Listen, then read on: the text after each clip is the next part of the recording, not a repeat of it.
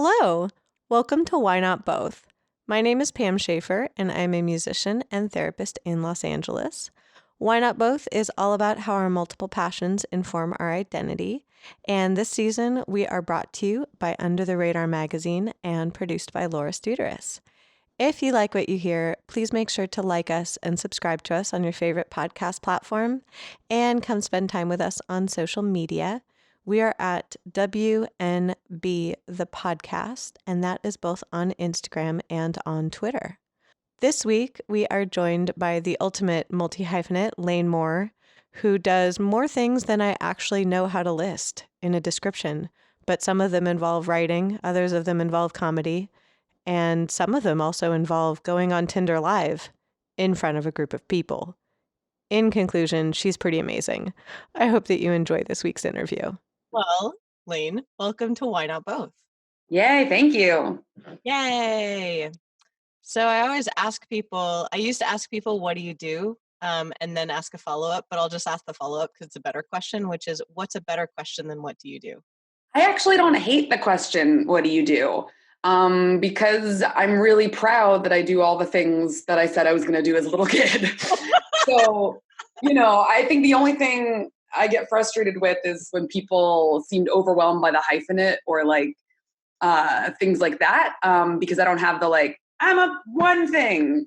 I'm a lots of things. So, it also depends who's asking in the context. But in this context, I don't hate that question. So what I do is I'm a comedian, author, actor, writer, musician, director, person who has a dog. Amazing. I'm like, tell me more about the dog. Yeah, exactly. Fair. Totally fair. Are there videos? Can I see the dog? She has an Instagram. She's on my Instagram a lot too. But her name is Lights. She's a Chihuahua who's constantly smiling. So oh my God. Yeah, she's special. She's not like other dogs. I'm just kidding. Every dog is special. But I will say that, every even people who are like, I love dogs, they meet Lights and they're like, oh, this dog there's something extra. And I'm like, I know. Every dog is wonderful. I'm a big fan of dogs, but she's a special little cherub. Any dog that looks like it's constantly smiling is just a little bit, there's a little bit more. You're like, you're constantly validating me. I'm into it. It's very silly, but yeah. I'm like, okay, I'm going to have to Insta-stalk you. Yes. So you had spoken to that you actually like being the multi-hyphenate. It's just people's reactions to it. What is people's usual reactions when you tell them all of the stuff that you do? It really varies. It varies on the year that I was talking to them. It varies on which person I'm talking to and what context. I feel like the cool thing about living in New York is that when I tell people that I do all these things, they're like, oh my God, that sounds so awesome. I feel like if I was in LA, it's like you get the yeah, I'm sure. And you're like, no, but I do. All right, bye. I do all those things. Yeah, and it's but I do. And, I think as my career has progressed and I've received validation for all of the things, not that, obviously we all know that finding external validation in yourself is a risky business. But, I always think about, I had written for The Onion and done all these things and, had felt really solid in my writing and people reading it and feeling I'm a really solid comedy writer, really solid comedian. And I have a comedy show, Tinder Live. And when that first started taking off, it was I felt yes, I feel validated as a comedian. I feel validated as, because we as a culture view validation as which major places validate that you really do this, Right. And so I felt like I had received that validation as a writer that yes, you are a writer. Yes, you are a comedian. And then in 2015, my band, It Was Romance, put out our first record. And I remember seeing that it was on like Pitchfork's albums to watch this summer. And I like pulled over my car. I was traveling and like cried. And I was like, you did it all. Like, it just felt like it's happening. Like, you don't have to, because as a society, like we really do look for signs. Like, there's like an investigation that's done. You know, when you say that you're a multi-hyphenate, and which is really silly on a lot of levels. But I just remember thinking, hell yeah, like I knew that like nothing I do has ever been like a little thing I do for fun. Not that there'd be anything wrong with that, but like, you know, I'm a really strong songwriter and I'm a really strong performer, whether that's comedy or music. And, you know, I've been doing these things since I was a child in equal measure, all of them. And I never wanted to have to choose that. And so receiving recognition from these really prestigious places just felt really healing to that little kid who's like still inside of me, who was told for so many years, like, which one are you going to pick? And I was like, none. I'm going to do all these and I'm going to do them really well. I was going to say, when you first described them, I was like, you contain multitudes. I like this in a person. Yes. Yeah, why would you like that? It's so funny that like that's something that we like view with skepticism, even though we know that like most people contain multitudes. And it's just it's so strange. But I think that, you know, one thing I'm definitely grateful for is that like, so not to like get too ahead of myself, it's just that like this was a big question. So I'm going to unpack a couple things and then you can decide how we want to unpack it. You can unpack however you like. You can decorate. You can light. Right. Yeah. Whatever you want to touch. I'm just going to pull some things out of my bag like Mary Poppins. I'm going to lamp. There's going to be a music career, a book. I have a comedy show. It's a really small bag full of a lot of big things. That is how I feel. Oh my God. That's fantastic. There's a Tiffany lamp in there somewhere. I just know it. Absolutely. Oh my God. I can only hope. I would just really like that for my home. I whittled it. Like, myself. Totally. But I have a book called How to Be Alone If You Want to and Even If You Don't. And when I was recording the audiobook, I read the audiobook as well, but I recorded my own intro music for the beginning of the audiobook and for like any little breaks or whatever. And so the intro is like me playing a song on guitar. And then there's a point in the book where I talk about a song that I had written that's like very specific to a story I was telling about someone I was dating. Mm-hmm. And I ended up singing on the audiobook too. So it was just like this dream of like being seen in all of these ways. And then there are people who are finding out about the music from the audiobook because they're like, whoa, you can really sing. And like, that song's awesome. And I want to hear more. And I'm like, go look at them. So it's like, you're like, that's right. Yeah. But it makes me really happy because, you know, when you have a lot of different interests, you're like, man, how am I going to do this? How are people going to understand this? And it's like, I'm really proud that like, I've been able to find a way to weave them all together or keep them all in this big bag and just having to pull out whenever. Like, what's in that little purse? And I'm like, the world! You're like a set of flags. My like, wardrobe. Yeah, I direct my own music videos a lot of the time. And like, you know, I've directed all of them so far. And it's just like, it really is just like, you know, this manifestation of that little kid. It was like, I want to direct this and I want to do this and just had so much to say and so much she was capable of. And people were like, can you just pick one? We're exhausted by you. That's exactly, I was thinking about that one, I'm like, it seems like the guiding force of this is basically like Baby Lane going around being like, no, this is all the stuff I want to do. Look at me do this. Yeah. I'm doing this stuff.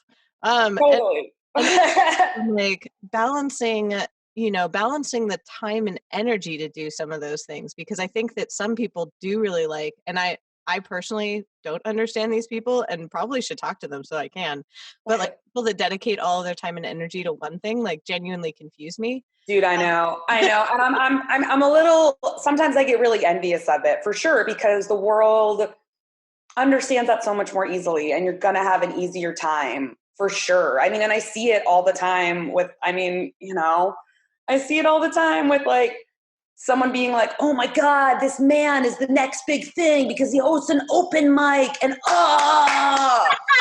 and it's like, that's it. That's all he needs to do. And, you know, I think it's worth noting that whether or not I was, you know, somebody who has all of these passions that are all so equal, we require more from women. We would never just be like, this woman has an open mic, she's the next big thing. Like that would never be enough. And I wish that it was, but it's like we require women to like, hey, can you go become a pro at like 30 things and then we'll see if one of them is kind of good enough for us. And like, it's just ridiculous. And then even then it's like, then it's just, I was going to say, I laugh as a defense mechanism. Right, exactly. So it's like, so it's interesting because I do feel like that's something that certain people are allowed to just have one thing, and others it's going to be a little bit harder for them if they just have one thing. So I do think that I wonder sometimes, you know, if women are, I don't know, anybody who's just like not a dude or, you know, not a cis straight white dude, do they do multiple things because they want to, or are they just like trying to find the door? Because that I also relate to.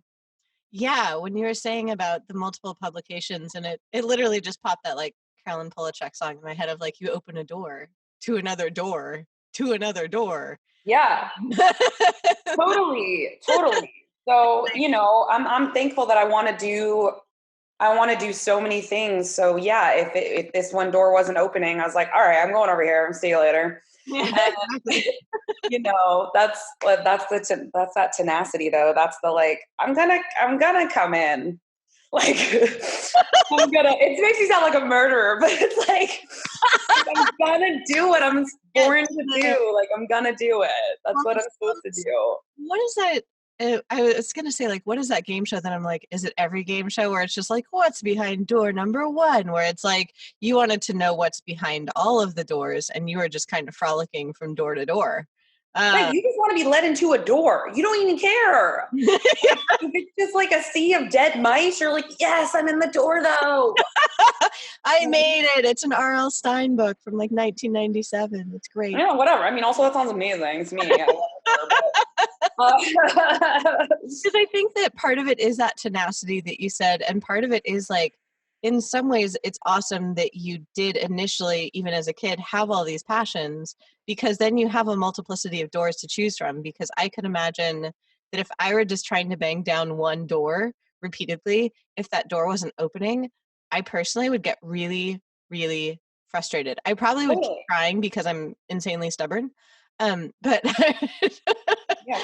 It's really nice when you can be like, well, I'll just try these like 7 other doors. And also I've noticed, I don't know if this happened for you, but when one door opened, then people see, they're like, oh, well, you got in one door. Can I open some of these other ones for you? And you're like, what, where were you for door number 1? Totally. But it's also like many times I have built my own door. Like many times I was the door who opened my door. Like I was the person opening it. Like, like sometimes you have to build your own door. And then people will be like, oh my God, you got into that door. And you're like, yeah, that I had to build. You're like, I made it myself. Right. But it's like, but you do whatever you got to do. That's what I think.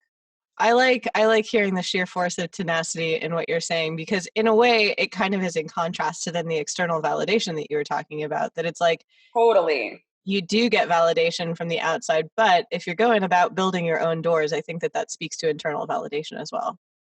That's also really true. I mean, in that, and you kind of toggle between the two, and like one might inform the other. Like receiving external validation from this thing might give you the confidence to build your own door to something else. That you're like, oh, well, I thought that like this door opening would have led to like this other door. It hasn't. That's fine. I'm going to build a door, and like the other doors will open. Then I don't know why. Like maybe this door is broken. I don't really know. It's basically like your own locksmith. You're just like, this is fine. I can sort this out. Kind of, or I'm like in Lost or something. It's just like, oh my God. This door's in the woods. It's on an island that's deserted. Oh, all right. Anybody need some driftwood? I got a hammer. I got a dirty tank top. It's a really, really stylishly dirty tank top. Oh yeah, no, I look amazing. Yeah, you somehow look brilliantly put together despite being on a deserted island for like, what was it, like 7 eternities that they were there or something? Oh yeah, totally. Yeah. Oh my God. All this is really working for me as a comparison. There's a smoke monster. Occasionally people drop by with submarines that may or may not be nefarious. Yeah. This is all working. Oh my God. Yeah, this is like lost. Yep. So I was intrigued by, you mentioned that you had a show called Tinder Live. And I'm like, Yes. tell me more about that. That piqued my interest along with your dog, clearly. Yes, exactly. So I've been doing for years now a comedy show called Tinder Live with Lane Moore, and so every single month I live in New York City, and so I had the idea to start a comedy show that would be me going on my Tinder live on a big projector screen, and the audience would vote whether I swipe right or left. And then I would talk to the weirdest men we can find on Tinder. I don't talk to like super nice dudes. We only talk to the weirdest men we can find. I have a panel of people who help me analyze the profiles with me, things like that. And then I talk to the weirdest guys in a character of what often I find the weirdest profiles on Tinder are really receptive to, which is a woman who's just like, something's kind of, that's the dog. Oh my gosh. Hi, boo-boos. There's someone at the door she's trying to warn. She's doing a big protect. Yes, exactly. She's doing much protect. I talk to them in a character that I find that, they often respond to. And by often, I mean consistently. I like that you tested out. Yeah, somebody who's like super drunk, very unintelligent, but incredibly horny. And so like, I just have these ridiculous conversations with them. And I've been doing it every month in New York City for years now. And I'm about to go on a like 40 city national tour in the next month or so. Wow, you like super built your own door on that one. Yeah, for real. And that's exactly what you were speaking to of like, okay, the threshold for women is like, not just, I'm going to host an open mic, but check this out. Yeah, well, I just, historically, even with dating shows, we don't really have a show like this, really, that's like I grew up with like Next and Blind Date and like all these like really funny, weird, and like Eliminate and like all those really funny, weird dating shows. I'm like, we don't really have that anymore. It's like a lot of what we have now is like The Bachelor and like these really like serious shows. And like, we also don't really have shows exploring online dating, which is like what we're all doing. And so I have been online dating for most of my life, which is like a whole other story. Like, since I was a kid, it's a whole thing. It's like kind of dark, but kind of funny. But yeah, and so I just really wanted to make it this, it's totally improvised. Like anything could happen. Like I literally walk out on that stage and I have no idea what's about to happen. I can't have any jokes planned. I don't know what profiles are going to come up. Like it is, I always say it's like my version of like skydiving or parasailing, because it's like I walk out there, I have no idea what's going to happen. None. And I have to make it funny. Oh my God. Well, and also I just thought about that. If you're on tour, then you get to actually match with people in the different cities, which is going to provide you with like a total weird variance of material. Oh, I mean, New York is the same thing, but it's just that there's so many more people, but you'd be surprised, even at the New York City shows, like, cause yeah, one of my favorite things about tour is that it's like, there's a smaller pool. So like the number of people who are like, I dated him, that's my brother, blah, blah, blah, blah. And like the audience gets really interactive and they're like, oh my God, that guy messaged me. Here's what he said to me. And I'll like repeat stuff they said back to them. Like there's just so much fun that can be had. But stuff like that happens in New York City. I had a show 2 months ago, and there was a guy who came up, and he was wearing a different outfit in every photo, but he was in the same exact granite kitchen in the same exact pose. So when you flip through his Tinder, it looked like a flip book. Only his clothes changed. And oh my God, it's like an absurdist gif. Absolutely. So I shit you not, like 20 to 30 people in the audience in New York City. Okay, again, like a city with so many people. What are the odds? We're like, oh my God, I know him. I've seen his profile. I see him. He comes to my bar. Like everyone had these stories to the point where it then like ended up in an Atlantic article about this guy being like really notorious on Tinder. Oh and, my God. Yeah. And so it's like, but that even happens in New York. Apparently this guy like deletes and puts his profile back on a lot. So, can you imagine having an Atlantic article about your Tinder profile? He seemed really into it. I mean, like he has a whole vibe, which is his granite kitchen, which is, to his credit, is like a really nice kitchen. That is, see, there's a Facebook group that I'm in that is like LA based, but there's a guy on it who I won't even say his nickname, but like there's a guy on it who has a nickname because he'll do the same thing where he deletes and then re-uploads a profile with like the same photos, but his name changes. But yeah, his age usually stays the same, but his name changes, and he uses the same rotating lines on people. Like there's 2 lines that he uses on people, and so we've all started like opening like matching with him on purpose, but opening conversations with one of those lines. That's exactly what I'm saying. Right. One thing to do, especially when you go to like a town that's smaller, not a small town, but like almost every city is smaller than New York.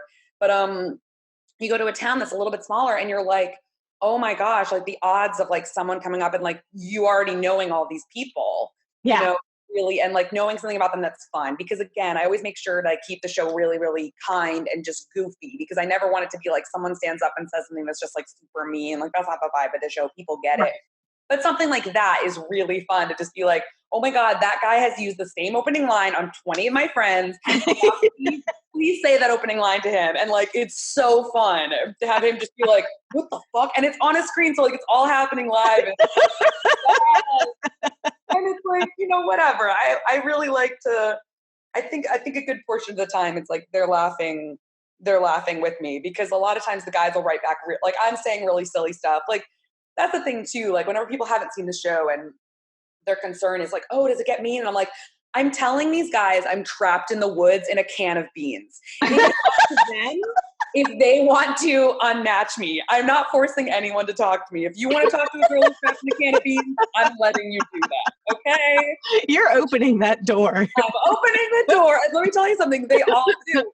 And the great thing is, like, you know, there's so much level of consent on dating apps in terms of, if you're like, this girl really is trapped in this can of beans, if they want to unmatch me, they can, you know, like, you know, so it's like, whatever. And, you know, I feel like the great thing is these guys, I guarantee it's one of the best conversations they're like ever going to have on Tinder, is because it's such a wild ride. So I always, I like to imagine these guys the next day being like, yeah, I talked to this girl last night. She said she was trapped in a van. I don't know. We talked for like 2 hours. Like, I can't imagine anything but really funny and like a good bar party story for them later. Oh yeah. I was like, you know, they're probably screenshotting this and sending it to their friends, being like, talking to a girl. She's trapped in a can of beans. Right, exactly. Maybe the beans. I don't know. She's hot. She seems down. She told me if she can get out of the beans, we're gonna go have sex. So I'm kind of into it. Like, you know, it's like a new kink. It's like, I think it'll be really good for me to explore my own personal growth. It's just so silly, and you know, it's just really, really, really fun. And I think that I hear from so many women who are like, it has made me realize I don't have to take things that seriously when I'm on dating apps. Because you kind of like overanalyze everything you say, and like, are you coming off a certain way? Yes. Yeah, and then women see Tinder Live and they're like, man, even if I said the weirdest thing to them, now I know it wouldn't mess up anything. And I'm like, yup. You're like, and here is the big life lesson. True facts. And then there are men who are like, I didn't know, like there are educational aspects. Like men will see the show and they'll be like, oh my God, I had no idea that like doing this thing on Tinder was making me sound like this or look like this. Like, because I truly believe like a big part of Tinder Live is, you know, a big part of it is, you know, I want it to be this like, you don't stop laughing for the entire show, comedy show. But I also, you know, and something that like brings people together, but I also want it to have an educational feel that's like, hey, I'm going to choose to believe that like most of the people on dating apps, most of the men on dating apps are like really good people. And they just don't know that their profiles are coming off horribly and that they have made awful decisions. And here are the better decisions that you could be making to portray. Because sometimes, it's rare, but sometimes someone has an awful profile and we start talking to him and we're like, wait, this guy seems awesome. Right. You know, so it's just, it's really interesting to go down these roads and just like, because I only swipe on the guys you pretty much never swipe on. And it's like, what would it be like if you swiped on this white guy with cornrows whose name is Amen? Like, what would happen? And I show you what would happen because I've literally talked to that guy. That's, you know, it pinged in my brain like two different things. Like one is that one of my friends who's an artist named Celine, who's rad, I'll send you her profile. She hosts on her story what she calls Fish Fridays, where people will send in, because she does gesture drawings, and people will send in Tinder or Bumble or Hinge profiles of men inexplicably holding giant fish. Oh yeah, totally. That was a thing. I think there might have been a Tumblr about that at some point, but yeah. Yeah, and she does like gesture drawings of them that then you can like send back to said men if you'd like. And it literally highlights the same thing of like, how did we come up with this completely absurd trope that like, what does it signify that on your dating profile you're holding a giant fish? What does that even mean? What are you trying to tell us? Absolutely. So I years ago, I think it was like 2015, I made a Tumblr called Male Feminists of Tinder. And I've started doing them on my Instagram now. But it's basically when men in their profile will specifically list feminist or feminism, like will showcase that in their profiles. And, you know, people either immediately get why it's funny or they don't. Every now and again, I get someone who's like, wait, are we making fun of men for being feminists? I'm like, no, but it is really fucking weird to in your profile be like, interests include pizza, feminism, coffee, like, what? Why are you putting this in here? You only listed 3 things and feminism was one of them. Like, and it's like just one of those, it also is suspect because many, many women know firsthand, I'm one of them, that a lot of men I've known who've like gone out of their way to talk about what feminists they were had major issues with women. And it was like really weird that they were, because it really ends up being this way of like, if I come on the show and I'm like, I'm such a nice person. I'm the nicest person. I'm so nice. All I ever do is nice stuff. And you're like, why are you talking like this? Yeah, you're like, you sound aggressively not nice. Right. And it's the same, that's the same vibe, whether intentional or not. Again, these men could be great, just as the fish men could be great. But it's like very weird that you've just been like, I'm a feminist. I believe you guys deserve equal rights. I really do. It's like one of the things I believe. Like Yeah, you're just like, your amp's at an 11. We need you at a 6. Exactly. And it's just like, I'm so glad. You should be a feminist. Everyone should be a feminist. Yes, but why is this in your dating profile? It's so intense. Like, you know what I think? Women should be paid the same. Do you want to, am I supposed to have sex with you? What is this? Yeah, exactly. It's kind of like that to me should be like the baseline as opposed to like a special interest. Yes, it just, to me, it really is the equivalent of like having in your profile, like, my interests include pizza, not being racist. Like, why are you good, I'm glad. Why'd you say that? Whoa, back up. Yeah. And also, I don't know if you found this, but as you were saying, I found that sometimes the people who are cis men that speak out about it most then don't apply it to their personal life. And that confuses the ever-living heck out of me. Not everyone, not all men. But oftentimes if they're like, I'm really into feminism, I'm going to low-key be a misogynist towards you. Well, that's exactly what I'm saying. Like, what? Like so many women have experienced that, where like men make that such a, yeah, I mean, I've experienced really, really, really dark sides of that. So I was really grateful that when the Tumblr came out, it was like people immediately got it and they were like, oh, hell yes. And I was like, okay, good. I don't need to like explain what I mean, why I'm compiling these. People just immediately were like, yup.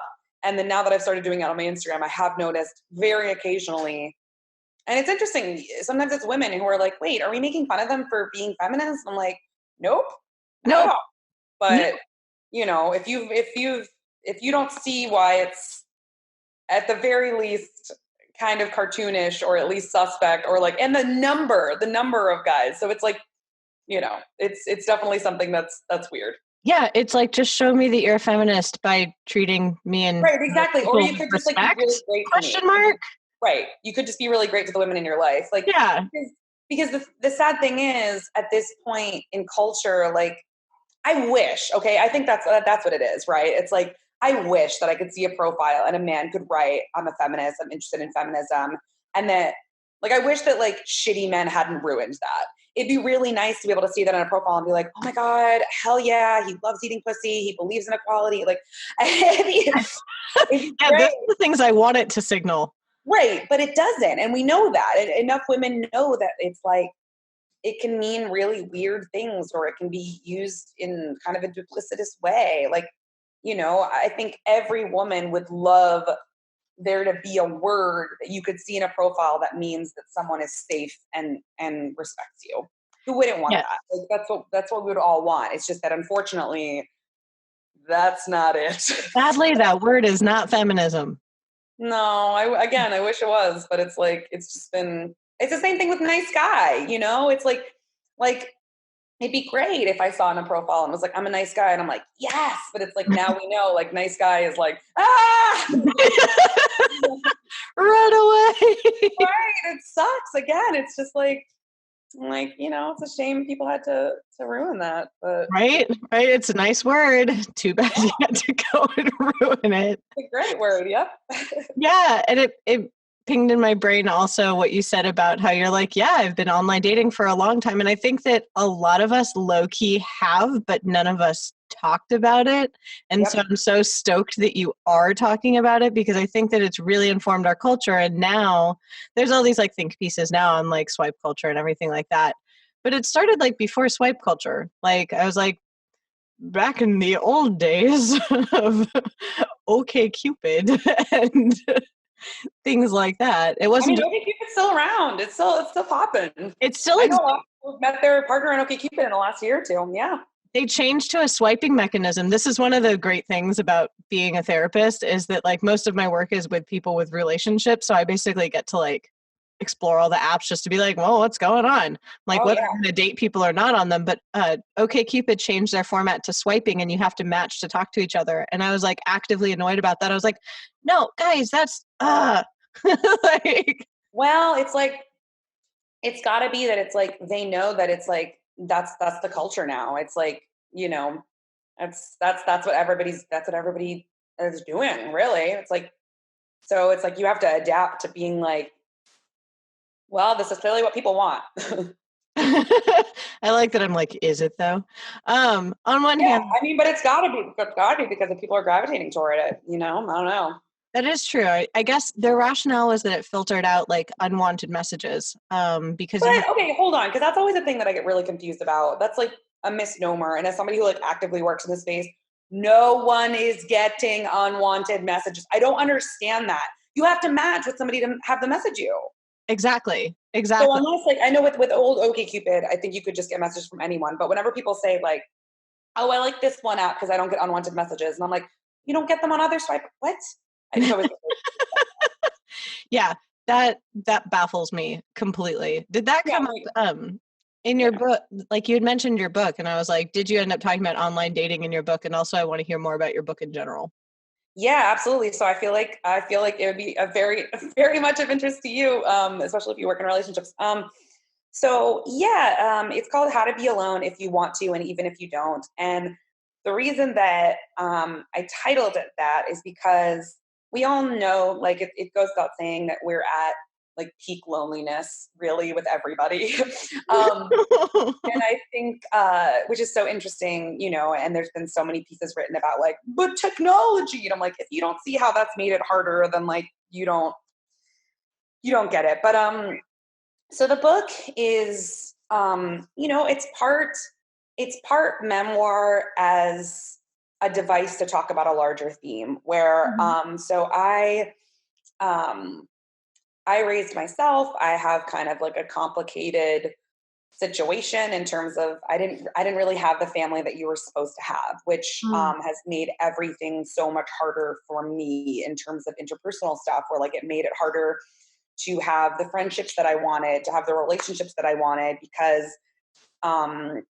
and you know, I've come to realize through doing a lot of my own work that if that baseline is messed up, if you don't have like an incredibly solid family baseline, it's going to make everything harder, and it's going to make every friendship you have mean way more than it might to the other person who might come from a great family. It's going to, you know, and there's all these things that can impact like who you're going to attract, what type of dynamics you're having. So I wanted to tell my story of like being a kid who really like was born into this world being pretty alone and having to navigate not getting what seemingly everybody else had, and being really obsessed. I was really obsessed with connection, and I was a super like hopeless romantic Anne of Green Gables, you know, Matilda type of little kid who was like, you know, really, really wanted to believe in love and connection because it was not my experience. Right. And so I go into a lot of those factors. I go into, you know, what your childhood is like when you don't have that. I go into like your teen years of like, okay, you don't have that at home, so you're seeking it externally. You're seeking it through love relationships. You're seeking it through like, you know, really explosive friendships. And like, what if you can't find it there either? Because, you know, I didn't see my story being told anywhere. Most of the time, people tell stories that are like, yeah, I had a crappy uncle and everyone else was great. Or like, yeah, I lost this one parent, but everybody else was so loving. And I was just like, fuck. Yeah, you're like, not my story. Like, and I got really sick of seeing it reflected as like the worst thing that could possibly happen is that you have one family member who's like sometimes not that nice. And I'm like, are you kidding me? Like, there are so many people who just are born into like so much worse than that. And again, you know, I'm not trying to like play a game over who has it worse, but it's just like, is it that it's too horrible to even talk about? Well, I want to talk about it because you know, and then like, I also wanted to go into like attachment theory because I realized that, my attachment obviously was not going to be secure as a child. And so I talk a lot about attachment theory and how I've realized, you know, when I talk about a lot of my attempts at connecting with people and relationships I've had, and, you know, even the way that I've approached work, like it just affects what you were born into as a child affects everything. And there's like, you know, it's just, it really, really does. And I hadn't seen anyone really talk about that. And also I talk about like love languages and things like that in a way that's, you know, I'm not a therapist, but I am somebody who has been doing this work like since I was like a little kid. I would like interview couples and like ask what made their relationships work. Like I've always been a seeker and somebody who, you know, my path wasn't, I didn't want to become a psychologist, but I feel like, you know, I love when people tell me that like their therapist recommended how to be alone, or they recommended how to be alone to their therapist, or talk about it in therapy, because I feel like, you know, I've done so much work in that space on myself, and it's all gleaned from like me just wanting to like figure stuff out and be as good of a person as I can, and as whole of a person as I can, and figure out how do I heal this? And then in telling my story, how do I maybe help heal other people who, like, I always thought, like, why have I not seen my story told? Why does it not matter? Am I the only one who has felt it? And then I released the book about a year ago, and I get hundreds of letters a week from people being like, I thought I was the only person on earth like this.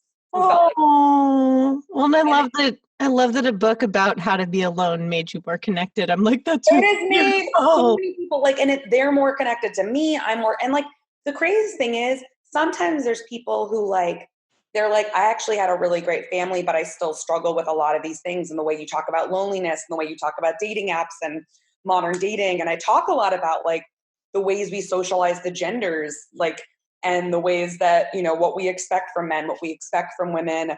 I'm also queer, so I talk a lot about biphobia and queer dating and all of these things. And I just really wanted to process in like a funny way, but hopefully in a healing way too, the ways that we're trying to connect and it's not happening.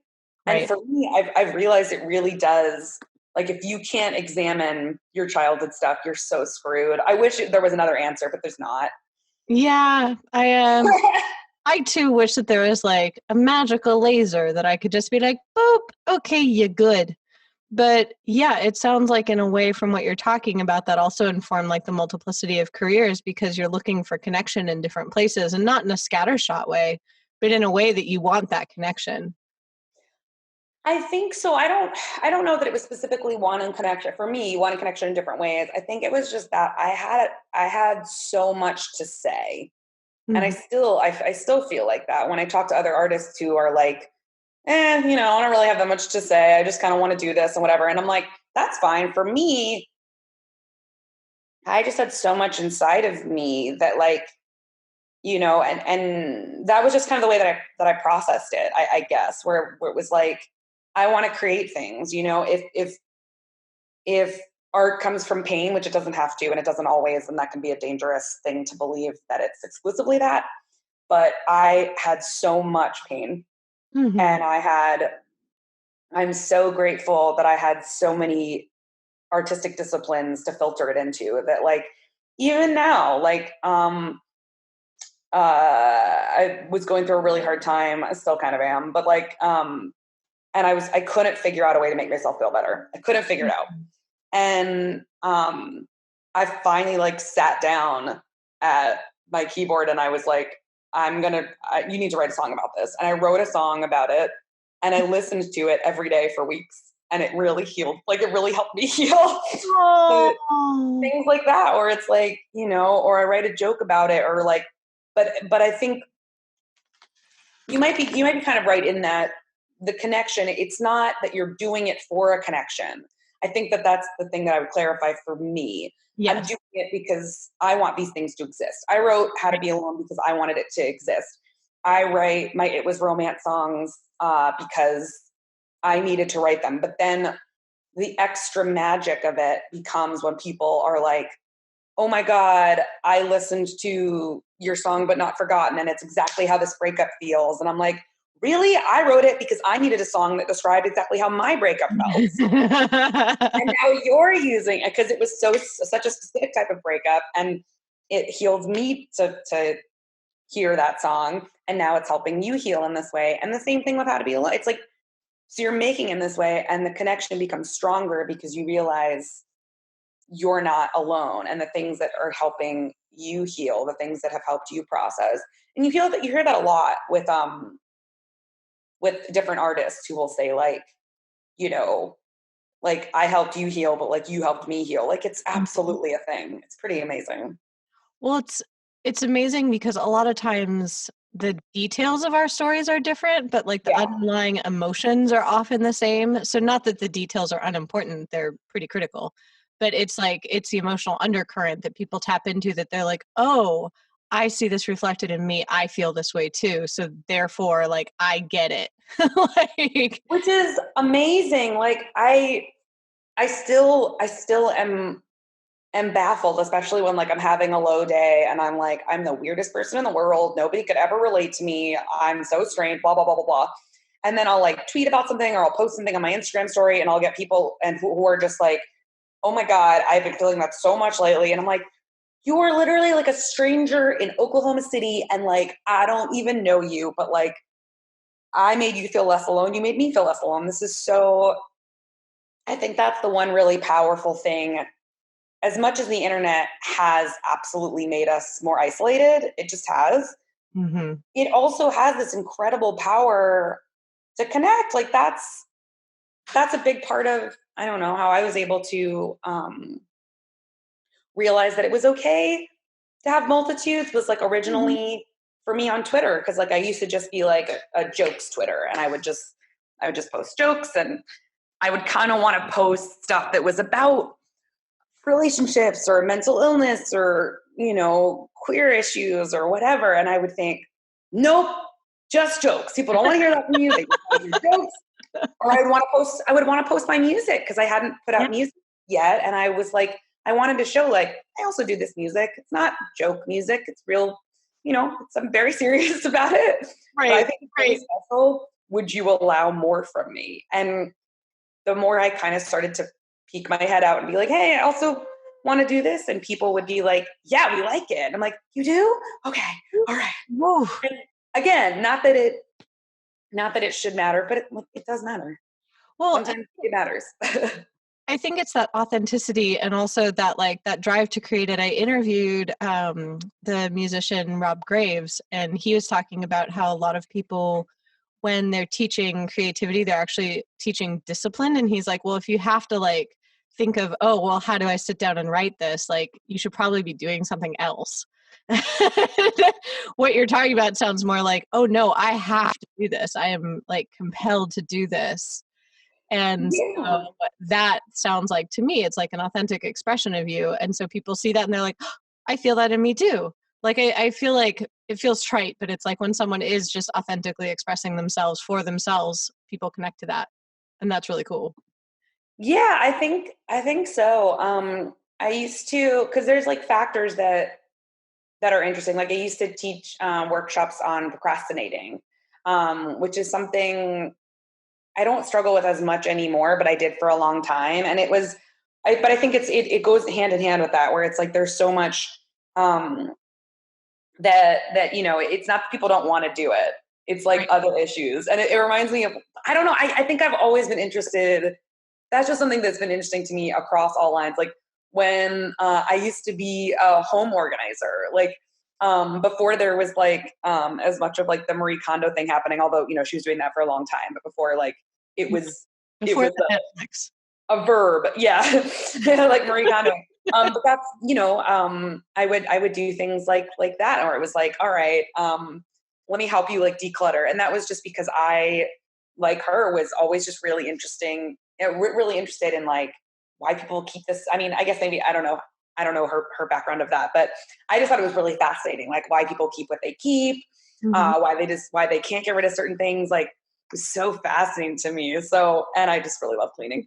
I was like, want to come to my house? I just got a rotating spice rack. I mean, that's also fair. That's a little bit more chill than I am. I also just like needed a way to make money, and I was like, I can organize rich people's homes.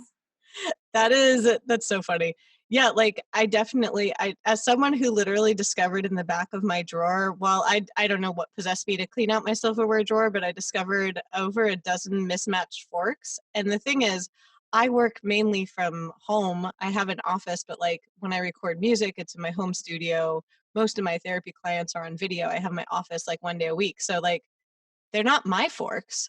So I was like, which ex of mine secretly was taking forks from their workplace and stashing them in the back of my silverware drawer, mind you? Like they weren't in the main part. Has that really happened? Yeah, I took a photograph of it. I thought it was so strange. There were like a dozen mismatched forks and like one udon spoon. Which Weird. baffles me because like, but then I realized that like I had acquired them because they were in my kitchen.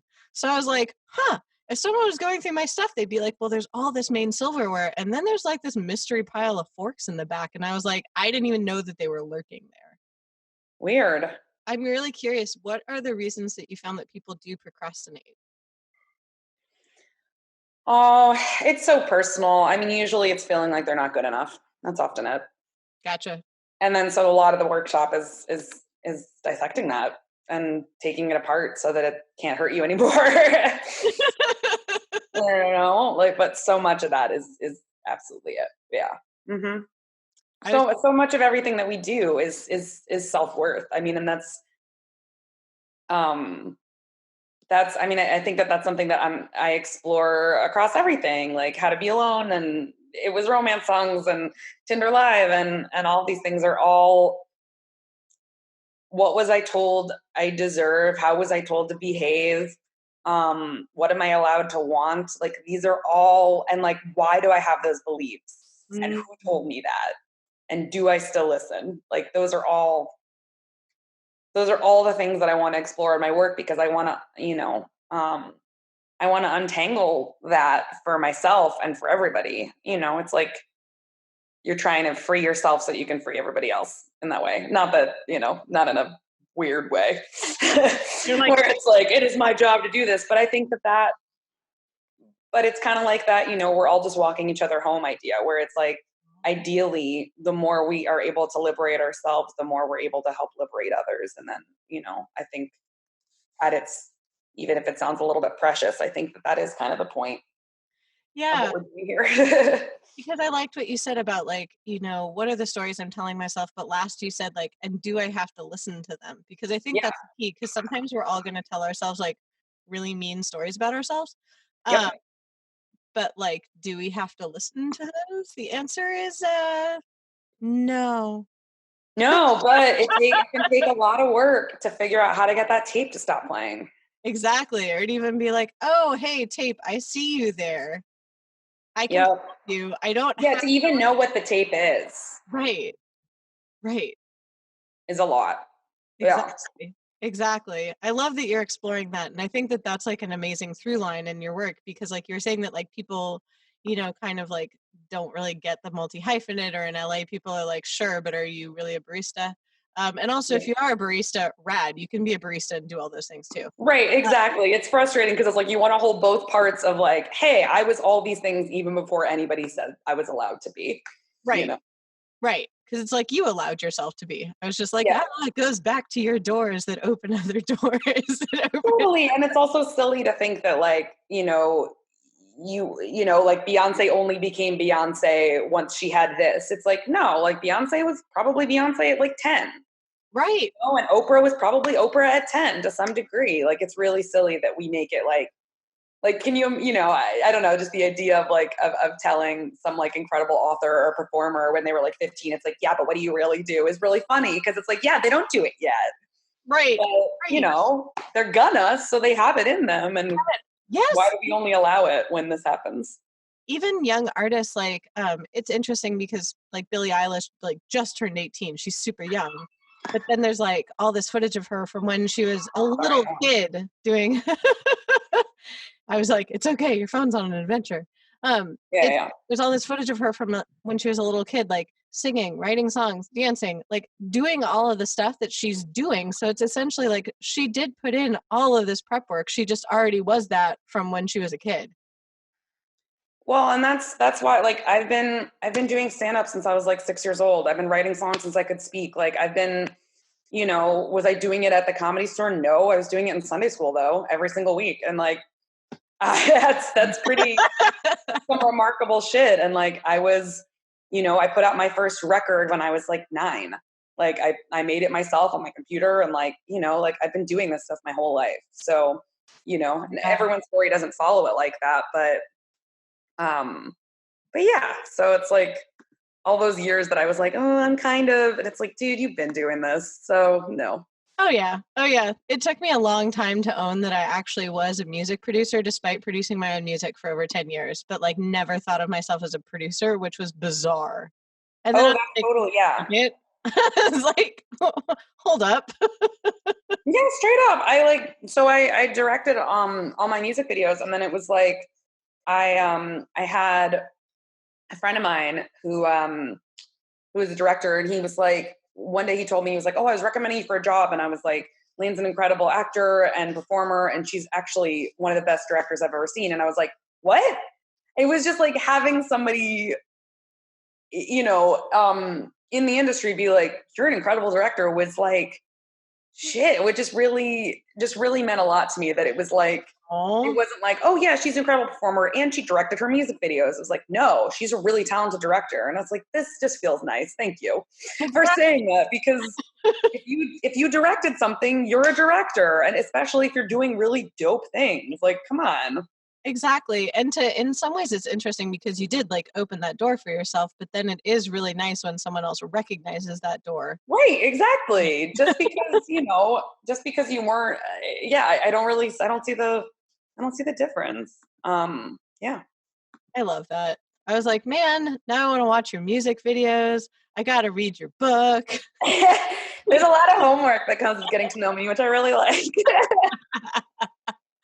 I did think it was funny. I sent my music to someone and they were just like, wow, this is so you, but also like, are you, it was some of my singer-songwriter stuff. They were like, are you okay? And I was like, yeah, I'm great. Why? They're like, oh, that song was just like really sad. I wanted to make sure you were okay. And I'm like, it's okay to be sad. I was just like, and also like, that song expresses like one moment. I was like, it would be oppressive if that was literally my whole life.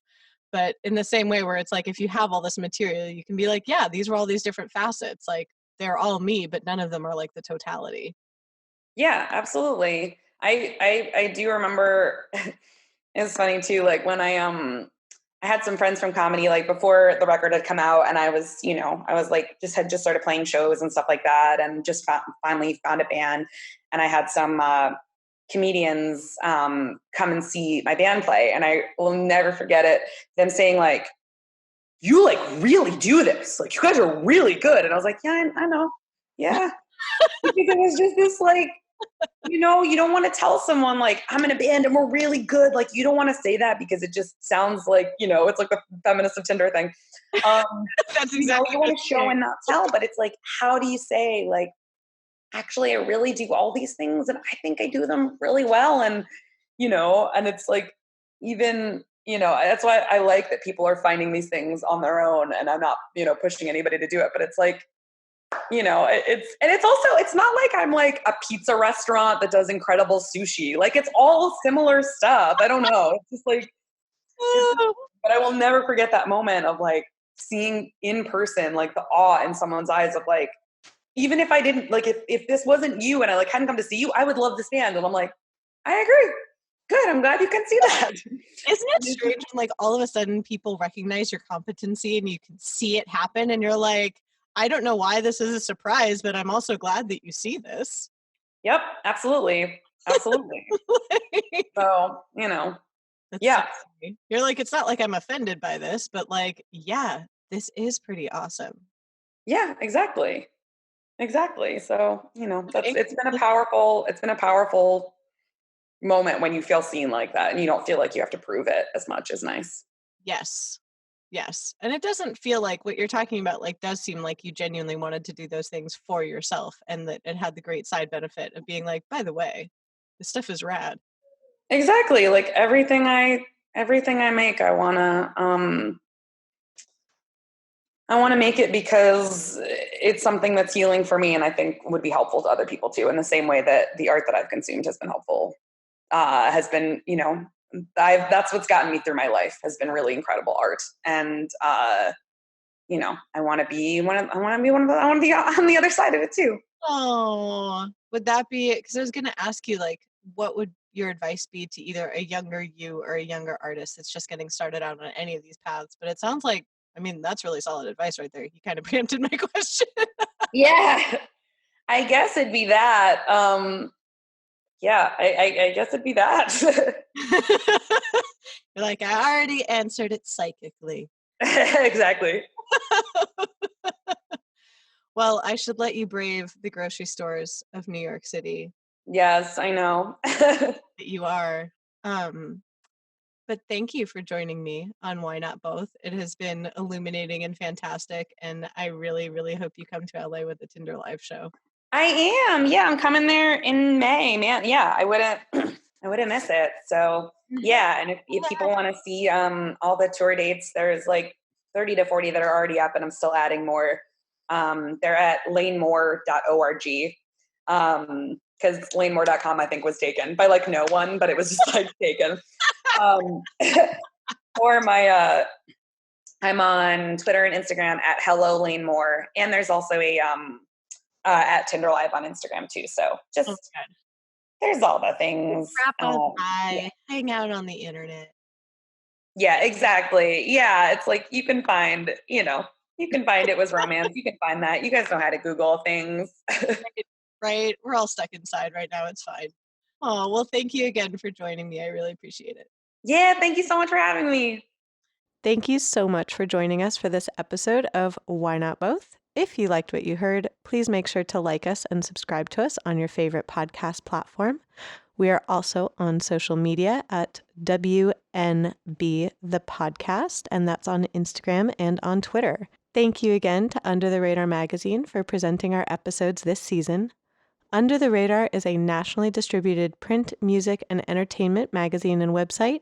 You can find them at www.undertheradarmag.com and feel free to support them on Patreon. Thanks also to our producer, Laura Studeris, who is literally an email ninja. Hope to see you guys next week, and I hope that you enjoyed this episode.